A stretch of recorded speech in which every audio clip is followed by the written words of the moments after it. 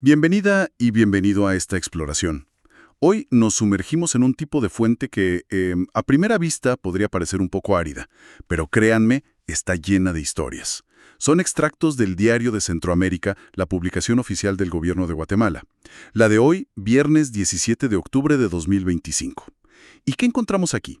Bueno, no son las noticias del día a día como tal. Es algo, digamos, más profundo. Los actos formales del Estado, desde acuerdos ministeriales hasta una variedad increíble de avisos públicos. Avisos que tocan la vida de la gente común. Es como si levantáramos el capó para ver la maquinaria legal, ¿no? Y al mismo tiempo obtenemos como instantáneas de vidas individuales, así como quedan registradas oficialmente. Exactamente. Hoy vamos a ver un poco de todo, desde el reconocimiento legal de nuevas iglesias evangélicas, pasando por anuncios de matrimonios, y algunos son internacionales, fíjate, solicitudes de nacionalidad también, que nos hablan de integración, cambios de nombre, que reflejan identidades, cómo evolucionan, y hasta la cuestión fundamental de la tierra, ¿no? Cómo se formaliza su posesión, cómo se transmite por herencia, incluso las consecuencias de las deudas.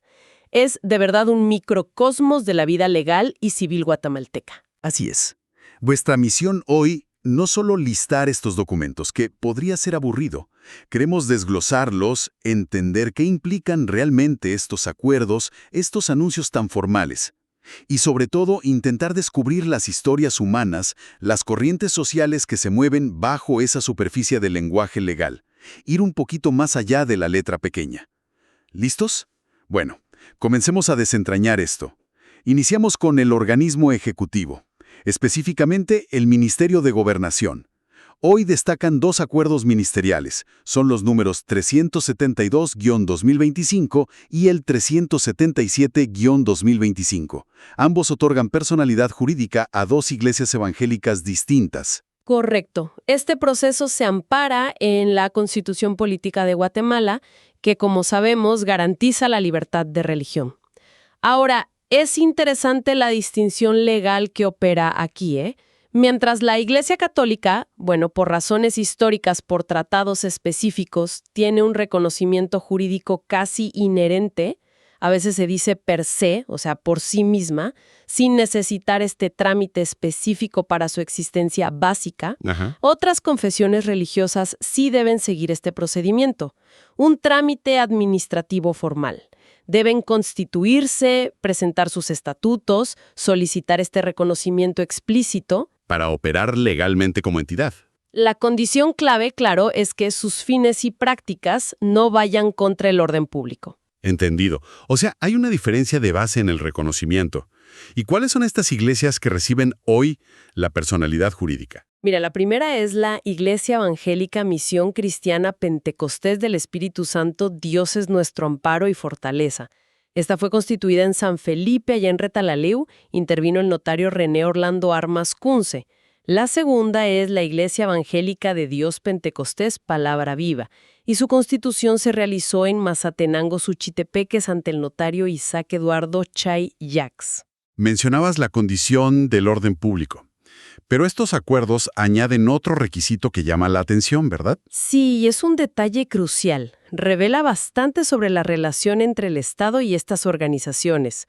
Ambos acuerdos especifican de forma muy clara que si estas iglesias quieren emprender proyectos específicos, ya sean educativos, de asistencia social, benéficos, culturales, lo que sea, van a necesitar obtener una autorización gubernamental adicional para cada tipo de proyecto. Vaya. Esto subraya que el reconocimiento de la personalidad jurídica es para los fines religiosos primarios. Pero existe un nivel de supervisión, digamos, o control estatal sobre otras actividades que puedan desarrollar. Refleja no solo un marco legal, sino también el contexto, ¿no? El crecimiento importante de diversas denominaciones evangélicas en Guatemala y cómo el Estado interactúa con ellas, más allá de la simple libertad de culto. Lo que sugiere una dinámica compleja, entonces, entre autonomía religiosa y supervisión estatal. Muy revelador, la verdad. Bueno, dejando el ámbito de la fe organizada, pasemos a los anuncios varios. Esto parece un mosaico de la vida personal, hecha pública. Empecemos con los matrimonios. Hay varios, pero llaman la atención aquellos con ciudadanos extranjeros. Cierto. Por ejemplo, Se publica el edicto para el matrimonio de Lucía Isabel Figueroa Menéndez, ciudadana guatemalteca, con Brandon Michael Hayes, ciudadano estadounidense. El aviso incluye sus nombres completos, nacionalidades y el nombre del notario que va a autorizar la unión. Y de forma destacada, emplaza. Emplaza. ¿Qué significa eso exactamente?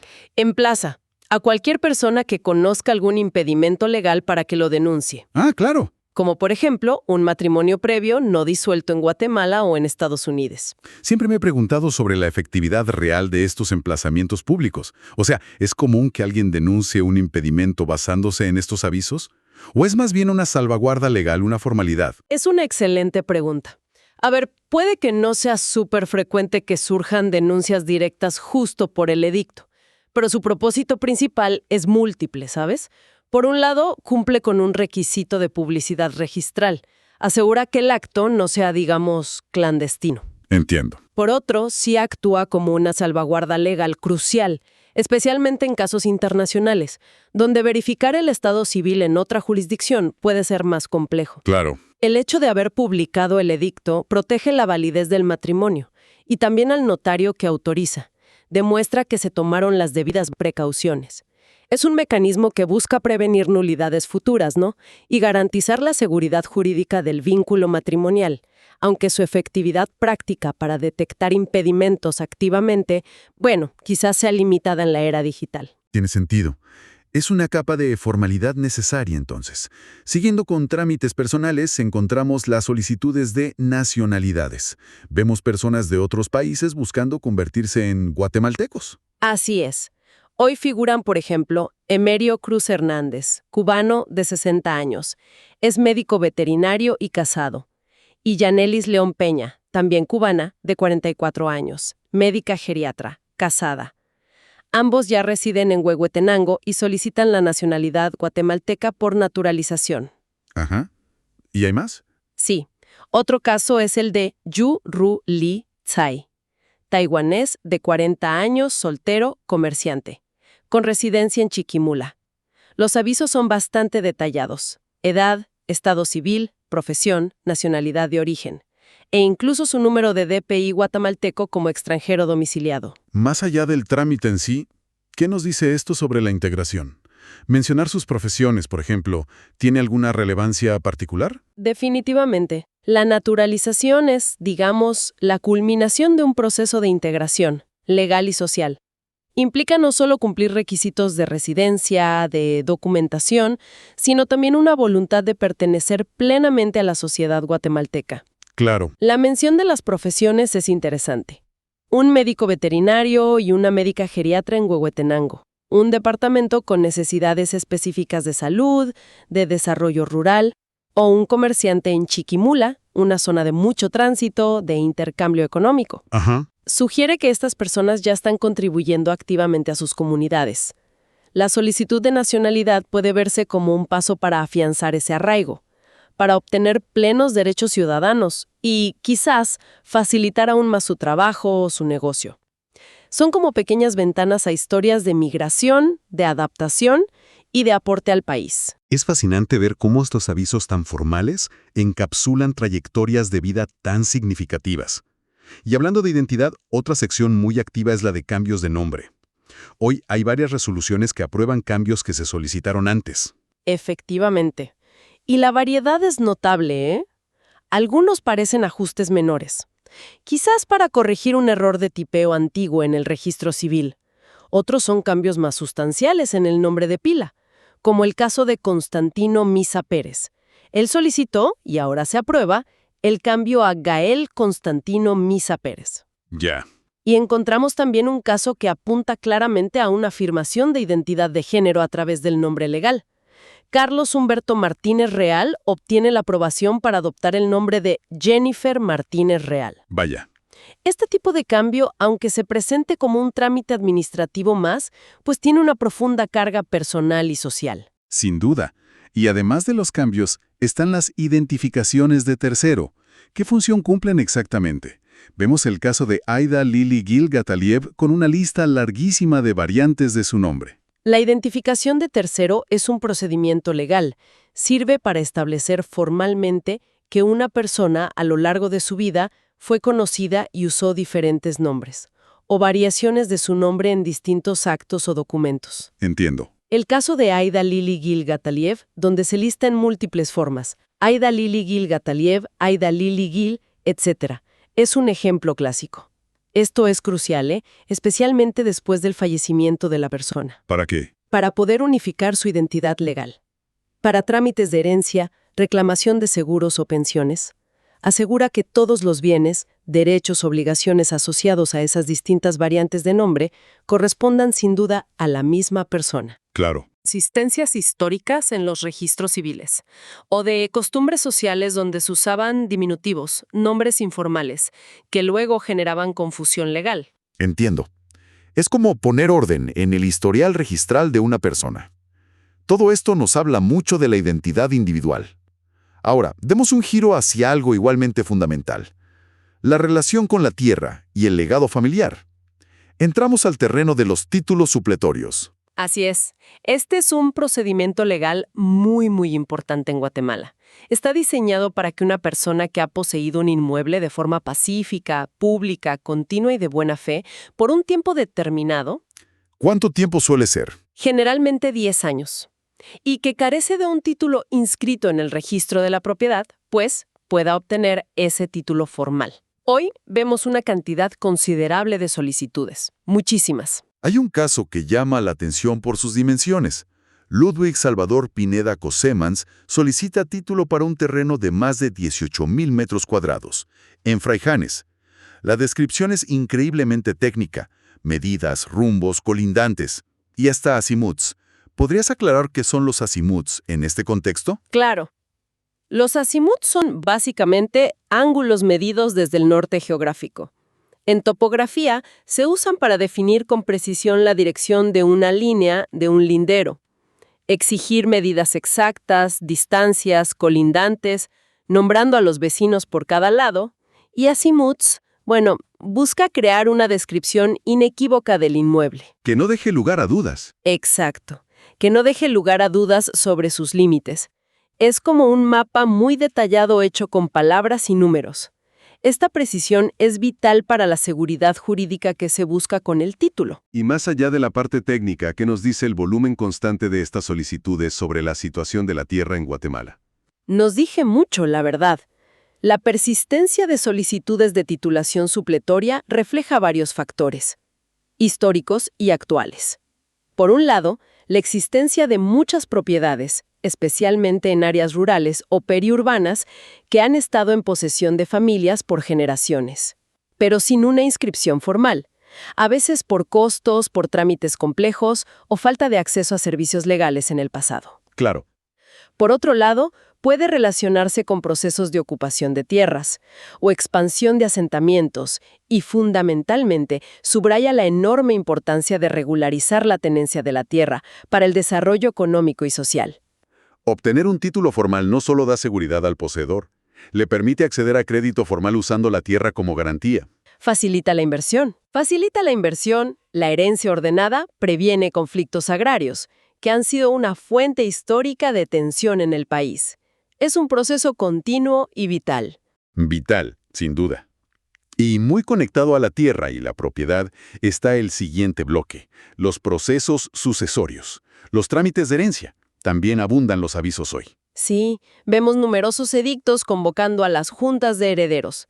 Estos avisos cubren distintas situaciones. Sucesiones intestadas, que es cuando la persona falleció sin dejar testamento. Ajá. Y testamentarias, cuando sí hay testamento.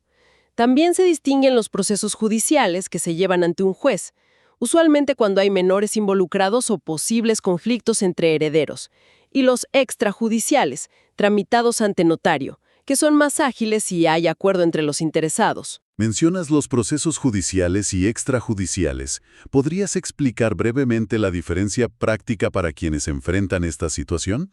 Claro. La diferencia principal está en el procedimiento y los tiempos. El proceso extrajudicial ante notario es voluntario. Requiere que todos los herederos conocidos estén de acuerdo y sean mayores de edad o estén bien representados. Ok. Es más rápido y generalmente menos costoso.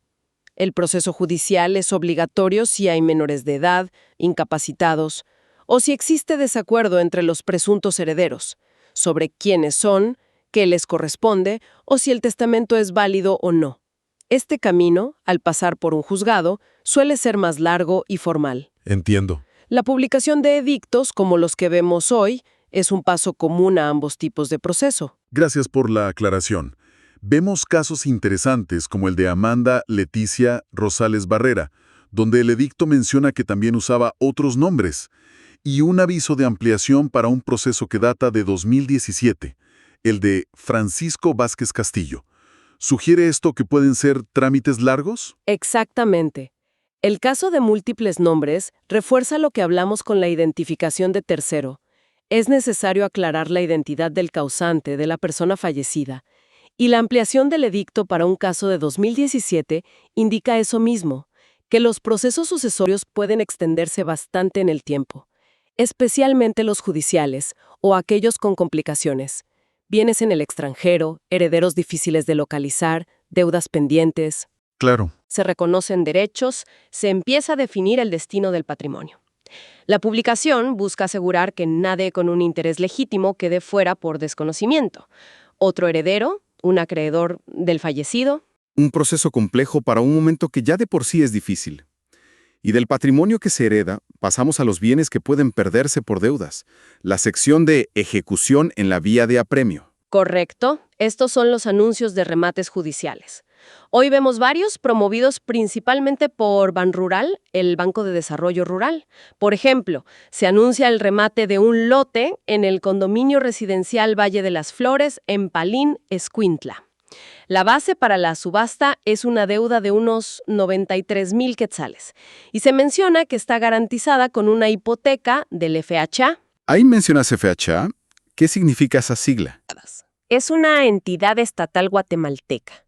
Su función es asegurar hipotecas para la compra de vivienda, facilitando así el acceso a crédito hipotecario con tasas de interés y condiciones, digamos, potencialmente más favorables, especialmente para vivienda de interés social o medio. Ok. Que la hipoteca sea FHA implica que existe este seguro, pero ojo, no exime de la ejecución si la deuda no se paga. Entendido. Hay otro caso en Chinautla por una deuda de más de 220,000 quetzales. Más allá del procedimiento legal, ¿qué contexto subyace a estos remates? ¿Qué nos dicen? Estos avisos son, pues, la punta del iceberg de situaciones económicas difíciles. Ilustran la consecuencia legal más drástica del incumplimiento de obligaciones financieras garantizadas con inmuebles. El remate público es el mecanismo legal para que el acreedor, el banco en estos casos, recupere el monto adeudado vendiendo la propiedad. Verlos asociados a una entidad como Banrural, cuyo mandato incluye el desarrollo rural, bueno, también plantea preguntas, ¿no?, sobre las condiciones del crédito en áreas rurales o para ciertos sectores de la población, las dificultades para mantener los pagos y el impacto social de las ejecuciones hipotecarias. No son solo números y lotes, son historias de proyectos de vida, de negocios que enfrentaron problemas serios. Una realidad económica dura reflejada en el diario oficial, sin duda. Finalmente, hay una nota breve pero que apunta a cambios en el mundo corporativo, una solicitud de conversión de acciones. Sí, es un aviso de la entidad ANSYS S.A., solicitando autorización para convertir acciones al portador en acciones nominativas, a nombre de 3 personas específicas. Aunque parezca un trámite menor, es muy significativo. ¿Por qué es tan relevante este cambio de acciones al portador a nominativas? ¿Qué implica? Es relevante porque se enmarca en una tendencia global y en esfuerzos nacionales por aumentar la transparencia financiera y corporativa. Las acciones al portador son títulos que no identifican a su propietario, pertenecen a quien las tenga físicamente. Entiendo. Históricamente esto facilitaba el anonimato y lamentablemente podía usarse para ocultar la propiedad real de empresas con fines de evasión fiscal, lavado de dinero u otras actividades ilícitas. Claro. Las acciones nominativas, en cambio, están registradas a nombre de una persona o entidad específica. Esto permite saber quiénes son los dueños reales de la sociedad. La conversión, ya sea obligatoria o voluntaria, hacia acciones nominativas es una medida impulsada por organismos internacionales y adoptada por muchos países, incluido Guatemala, para mejorar la trazabilidad de los capitales, cumplir con estándares internacionales de transparencia, como los del GAFI, el Grupo de Acción Financiera Internacional, y fortalecer la lucha contra delitos financieros. Ah, mira. Ver esta solicitud concreta es ver esa política de transparencia en acción, a nivel micro, digamos. Una pieza más en el rompecabezas de la formalización y la transparencia. Entonces, si damos un paso atrás, ¿qué panorama nos deja este vistazo al diario de Centroamérica de hoy? Nos deja un panorama fascinante, creo yo, de cómo el andamiaje legal interactúa constantemente con la vida de las personas y las organizaciones en Guatemala. Hemos visto la formalización de la fe y esa relación Estado-Iglesias, cambios vitales en la identidad personal y familiar, matrimonio, nacionalidad, nombre. La lucha continua por la certeza en la propiedad de la tierra, tan crucial en nuestro contexto. Cierto. La compleja transferencia de legados a través de las herencias. Las duras consecuencias económicas reflejadas en los remates, y hasta los ecos de las exigencias globales de transparencia corporativa. Es como si cada aviso, cada acuerdo, fuera un hilo que conecta la norma abstracta con una realidad concreta, a veces cotidiana, a veces trascendental para los involucrados. No es solo burocracia, ¿verdad? Es el registro de una sociedad en movimiento, con sus procesos, sus conflictos, sus aspiraciones, todo formalizado. Exactamente. Estos documentos, que podrían parecer una simple colección de actos administrativos, son en realidad un testimonio diario del esfuerzo por ordenar la convivencia social bajo un marco legal. Reflejan pluralismo religioso, dinámicas migratorias, la evolución de la identidad personal, la actividad económica con sus éxitos y fracasos, y la constante necesidad de seguridad jurídica en las relaciones personales y patrimoniales. Es una fuente invaluable, aunque a veces densa, para entender el funcionamiento práctico de la sociedad. Y precisamente por esa riqueza de detalles surge una reflexión final. Hemos visto publicados nombres completos, nacionalidades, profesiones, ubicaciones de propiedades, montos de deudas, detalles íntimos de trámites familiares. Todo en nombre de la transparencia y la seguridad jurídica, claro. La pregunta que queda flotando es, ¿dónde se traza la línea? ¿Cómo equilibra el sistema legal guatemalteco, a través de publicaciones como esta, la necesidad innegable de publicidad para ciertos actos versus el derecho fundamental a la privacidad y la protección de datos personales en el siglo XXI? Una tensión constante y, sin duda, un debate necesario.